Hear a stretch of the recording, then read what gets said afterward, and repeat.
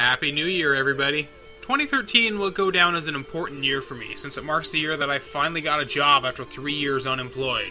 While it has meant less time for personal projects, it has meant more time for gaming and appreciating just what I love about this industry. And before you call me lazy for not spending time working on videos and stuff, keep in mind that I do video editing professionally now. The last thing I want to do when I finish work for the day is continue staring at a Sony Vegas timeline window. I do still love and appreciate your support, but I have to focus on what pays the bills for now. It sucks, but responsibilities come first. With that out of the way, let's talk about games. I actually planned on doing one of these videos for 2012, but according to my list, I only played about 10 games that year, so it wouldn't really make for a very exciting countdown. So I've decided to combine both years into one. Like last time, these are not necessarily games that came out that year, but games that I finished that year. So you're going to be seeing games from as early as 2003 on this list, and since negativity seems to sell, let's start off by scraping the bottom of the barrel. These are the top 10 worst games I played in 2013 and 2012. Number 10, Rogue Legacy. Now, I just want to say this. I did not hate this game, which is why it's coming so early in the list. There are a lot of positive aspects, but I have to compare it to other roguelikes like Spelunky, Binding of Isaac, and NetHack. So in that respect, it fails in almost every category. The difficulty is way too varied and relies too much on randomness. In something like Binding of Isaac, you can always make up for a lousy starting condition by playing more carefully. But Rogue Legacy just throws that away and makes the starting window way too wide to be able to anticipate it. Sometimes you'll encounter a playthrough where you can blow through everything with no problems and then immediately on the next generation die instantly.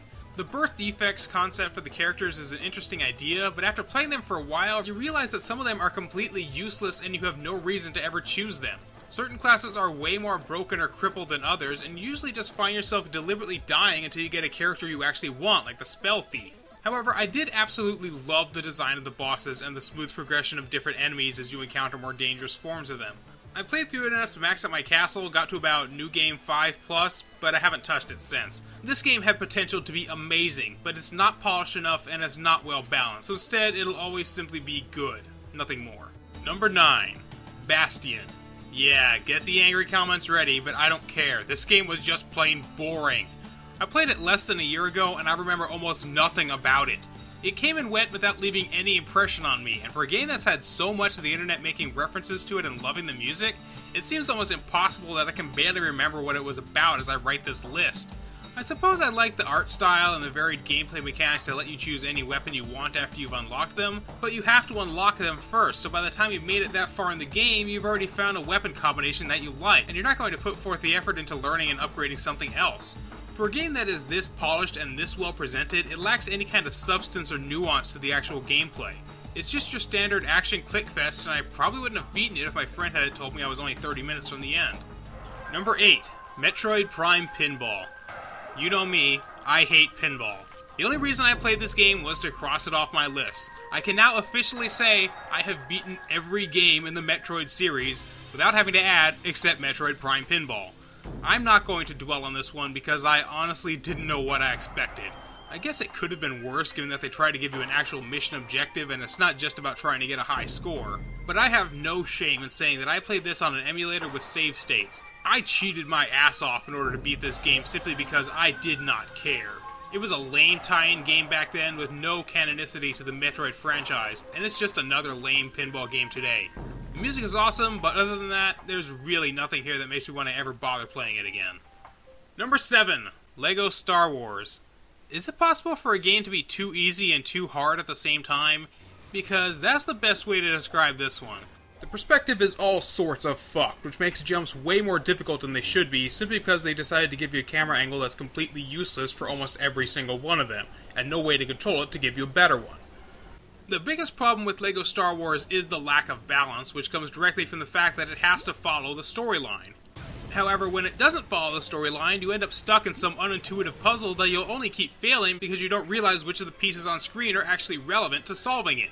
You go from having force powers in almost every single level in the prequel trilogy to having them in maybe once or twice per episode. Hell, I think you play as Han Solo more than Luke in the original trilogy. But I digress. It started out fun, but it's not the kind of game that should be played through in a few marathon sessions. It gets repetitive and monotonous very quickly, and I was sick of that damn cantina music by the end. But at least you get to kill Jar Jar. Number 6. Angry Video Game Nerd Adventures. First off, you know me. You know how much I fucking love the nerd, but I thought this game was a colossal disappointment. I'm all for trying to make a retro hard platformer, but so few of them manage to actually do it right, and this one falls into that category. For a game that claims to be all about, if you die, it's your own fault, this sure does pull the haha you died because we tricked you card an awful lot. The level design is nothing more than mediocre. It exists. There are platforms for you to jump on and obstacles and enemies to avoid. That's it. There's nothing here that's going to turn the gaming world on its head the way VVVVVV or Super Meat Boy did. It's not even that well coded. It uses X input, which you already know I absolutely fucking hate, and every time I die or change menus, the game hangs, which I understand not everybody encountered, but I also heard a good number of people who did. This game felt unfinished, unbalanced, and merely passable, and I'm not going to cut it slack because it's trying to be a frustrating game. Just because you're making fun of annoying video game design choices by placing those annoying video game designs in your game, doesn't change the fact that you have annoying video game designs in your game. Parody isn't a free pass on making a bad game. Number 5. Faerie Solitaire. Okay, this one's just for me. Fuck whoever made this game and your casual wear randomness bullshit. For those who are unfamiliar, let me explain. Faerie Solitaire is a game that I managed to get via a free key giveaway, and for a while I found it to be a really fun distraction. The main gameplay is a lot like a card game I designed a few years ago called Quigo, where you form combos by playing higher or lower cards in a streak. But it just keeps going. Every level requires you to complete specific tasks while playing through, like clear a certain number of hands with a perfect rating or get your streak counter to a certain number. But as you start to get to the later levels, this stops becoming a matter of planning or strategy and simply becomes a matter of blind luck. Yes, the only way to advance on the game is to wait for a miracle to happen. If the stars align and you manage to guess perfectly every single time, you'll be able to unlock the fairy for that level. Otherwise, you just have to keep replaying it and trying it again. The last time I did that, it was for Hexic HD, and that was a much, much more deserving game. Number 4. Blocks That Matter. Now, here's an entry that even I didn't expect to see on this list. Everything about this game makes me feel like I should love it. Blocks That Matter is essentially a love letter to classic games like Tetris, Super Mario Bros., and Space Invader, as well as newer games like Minecraft and Spelunky, but everything about this game seems superficial. It's almost like it was scientifically designed to be a beloved puzzle game, but lacks any kind of heart or soul to really make it deserving of it. The limitations don't make any sense, and they feel like they were just put in as an excuse to have limitations. Hey, Tetris is popular, let's force the player to place blocks 4 at a time. No reason, just Tetris. And if they put 8 in a line, they can destroy them. Again, no reason why, just an arbitrary limitation on which to base puzzles, because scientific analysis says that all puzzle games need limitations on which to base puzzles. It's clear this game was designed for a gamepad, not a keyboard and mouse, because the controls were also a major hurdle for really enjoying this game. And at a certain point, I decided it just wasn't worth the effort and relegated it to my didn't like it category on Steam. Number 3. Diablo III. If you thought I was going easy on the last 7 entries, don't worry. These next 3 should more than make up for it. I want to personally thank Blizzard for taking one of my most beloved high school memories and making me question whether I actually experienced them in the first place. This may sound like hyperbole, and I realize you may figure I am exaggerating for comedic effect, but I am nothing if not honest. Diablo 3 was so bad, it actually lowered my opinion of the entire series. It has managed to retroactively make Diablo and Diablo 2 worse in my mind, simply by having played it all the way to the end. I look back at high school and playing the original Diablo with my friend on PlayStation, and I know I had fun, but now I'm questioning whether or not I was lying to myself. That is amazing. To have created a game that is this much of a soulless husk, so much of a shadow of what was great about the original, that it makes you wonder whether it was even all that great to begin with. I hate to single out any one aspect, but the auction house managed to completely change the object of the game. It was no longer about finding awesome loot and putting it to use killing bosses. Now it's a matter of rushing through to the end game and the highest difficulty in order to get the best loot. You don't compare new weapons to what you were previously using, you compare them to how much you can sell them for. Even I was guilty of that, but that was after I'd played through the game legit. And even that left me feeling unsatisfied. The storyline that got its start in Diablo 2 came to a rushed and haphazard ending that makes me regret wasting my time caring about what happens to this world and these characters. Deckard Cain gets an unceremonious and insulting send-off in a game that took chances but failed miserably to recapture what made the previous games great. Blizzard may have had a free pass in the industry, and I'm sure I'm not alone in saying that Diablo III is where they cashed it in. Number 2. Metroid Other End. Fuck this game and the jiggle-headed mouth breathers who thought the best studio for their next generation Metroid game was the same troglodytes who made Dead or Alive Extreme Beach Volleyball. I knew going in that Metroid Other End was a very polarizing game, and I wanted to save judgment until I played it for myself. But now that I have, I can say with impunity that this is by far the worst game in the entire series. Worse than Metroid 2.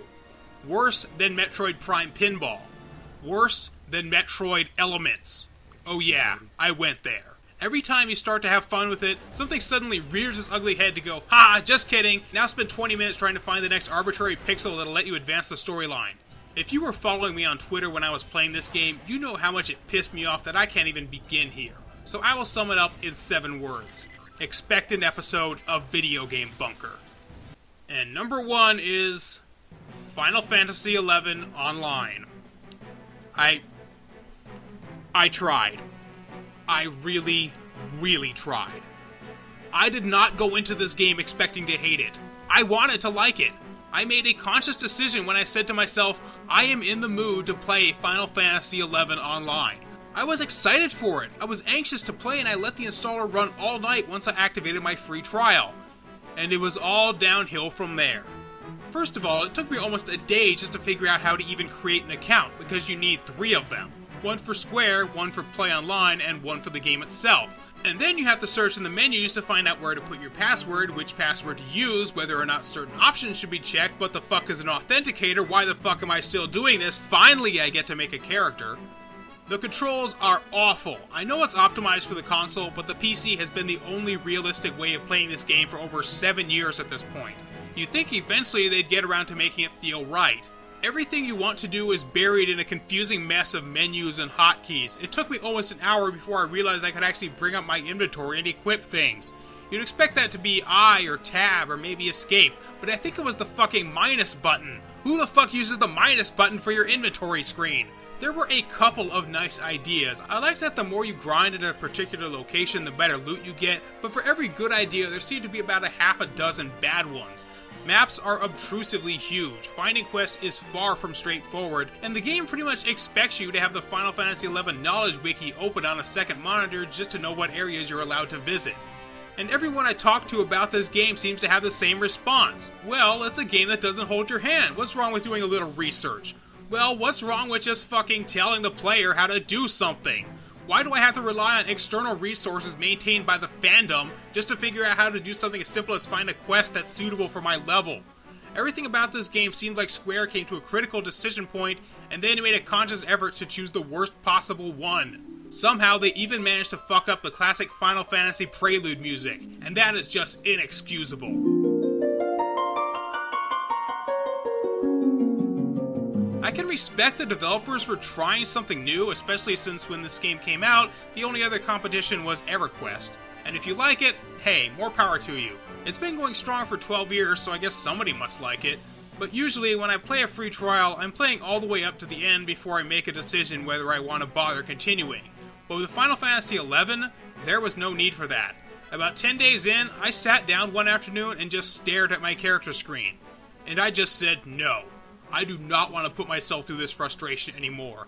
I am not having fun, and I do not choose to subject myself to this torture any longer. So maybe you've noticed a pattern here. The last time I did one of these videos, the worst game was also an MMORPG.